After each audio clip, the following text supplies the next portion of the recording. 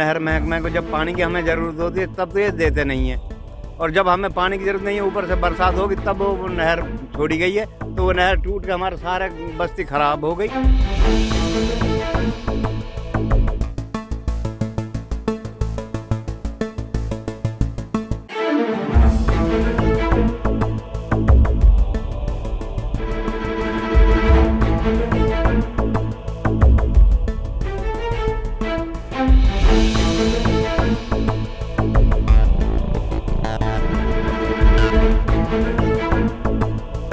पहले हमारे तहसीलदार साहब को बताई, तहसीलदार साहब मौके पे पहुंचे यहाँ पे। तहसीलदार साहब जब मौके पे पहुंचे तो तहसीलदार साहब ने डीसी साहब को बताई। फिर मेरी भी बात 11:40 पे माननीय डीसी साहब से बात हुई, तो डीसी साहब ने तुरंत पूरे प्रशासन को, SHO नूहू, अपने चौकी इंचार्ज, काफ़ी प्रशासन आ गया। नहर महकमा का एक जई आता है कम से कम 1 बजे के करीब। गांव से गुजर रही नहर टूट गई, गांव डूब गया, कई घरों की दीवारें गिर गईं, कपड़े भीग गए, अनाज भी बर्बाद हो गया और सिंचाई विभाग के जेई आंख बंद कर अपनी कार में ड्यूटी देते देते सोते रहे।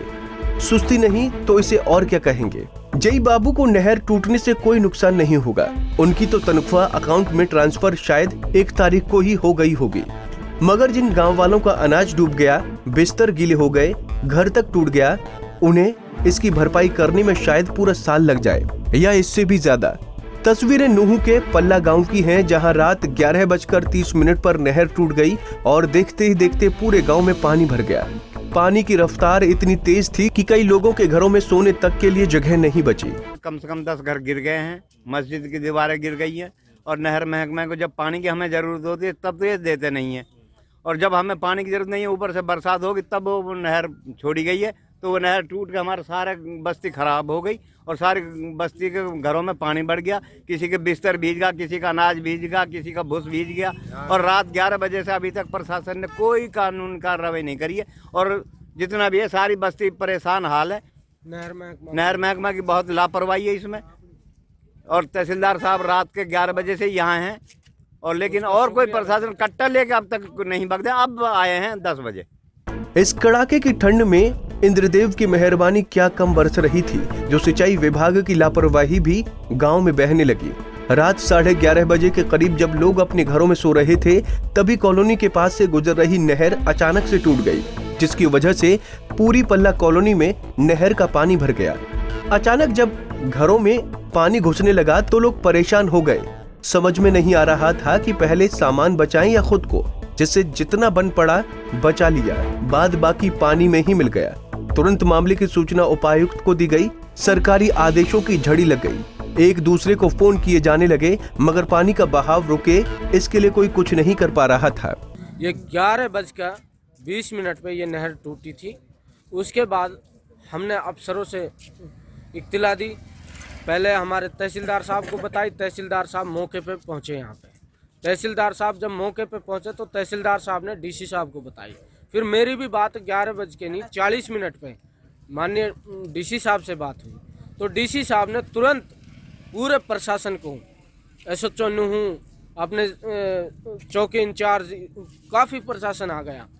नहर महकमा का एक जई आता है कम से कम 1 बजे के करीब, और वो फिर आके नहीं कह के जाता है कि भाई मैं कट्टा लेके आ रहा हूँ, आप यहाँ इंतज़ाम करें। लेकिन हमारे सरपंच साहब थे, जुबैर सरपंच, फारूक सरपंच और वहीदा नंबरदार, अपने यहाँ आ गए, और उन्होंने JCB अपने गांव में से 4-5 ट्रैक्टरों को और JCB को वहाँ से मट्टी लेके नहीं भेजा, और यहाँ मट्टी लेके हम कम से कम 15 लड़के यहाँ पे कट्टा भर के नहीं नहर को रोकने के लिए प्रयास किया। लेकिन इरिगेशन डिपार्टमेंट, सबसे बड़ी बात यह है कि इरिगेशन डिपार्टमेंट का एक जई अपनी गाड़ी में सोता रहा, एक वैगनार गाड़ी में सोता रहा, और पूरा प्रशासन परेशान है, और बार बार कह रहे हैं कि भाई नहर को बंद कराओ, नहर को बंद कराओ। लेकिन नहर अभी तक आप देख सकते हो मौके पे कि नहर इसी तरीके से चल रही है। इरिगेशन डिपार्टमेंट ने एक डीसी साहब के आदेश को नहीं माना। नूहू प्रदेश का वो हिस्सा है जहां एक समय पर सिंचाई के पानी के लिए किसान तरसते हैं, मगर आज क्या नीचे और क्या ऊपर, दोनों तरफ से गाँव में मानो बाढ़ आ गई थी। लेकिन अधिकारियों की सुस्ती ने एक बार फिर गरीबों के घर बर्बाद कर दिए। जानकारी मिलने पर उपायुक्त ने ड्यूटी मजिस्ट्रेट को भेजा, पुलिस भी पहुंच गई, मगर फिर भी नहर की मरम्मत करने में कई घंटे बीत गए। जी जब से कोई नहायक सिवाय तहसीलदार के और कोई नहाहीन, रात भर बालक बैठे रहे। अब कहा नाम सुबह सू ही परेशान, हर मकान में दरार आ गई और पूरी कॉलोनी ही इतने परेशान जब कोई तोहदना है ना खान पकान को लकड़ी रही ना कुछ रहो, कुछ भी ना रहो, मकान गिरना शुरू हो गए जी। अब तक भी नहर ना रुके जी, इतनी लापरवाही है जी। क्या मांग करते हैं जी? बस यूँ है जी, कहा नाम है सरकार आके मौके पे देखे इनने, और कहा नाम जो इनको है, कहा नाम इनको मुआवजा देवे जी, इनको सरकारी की लापरवाही हुई हो जी। उज्ज्वला योजना के तहत किसानों को फ्री में गैस कनेक्शन जरूर मिल चुके हैं, मगर गांव के गरीब लोगों को 2 वक्त की रोटी भी आज कंडों और लकड़ियों से जलने वाले चूल्हे पर सिकती है। लेकिन अब इस लापरवाही से वो सब भी भीग चुका है।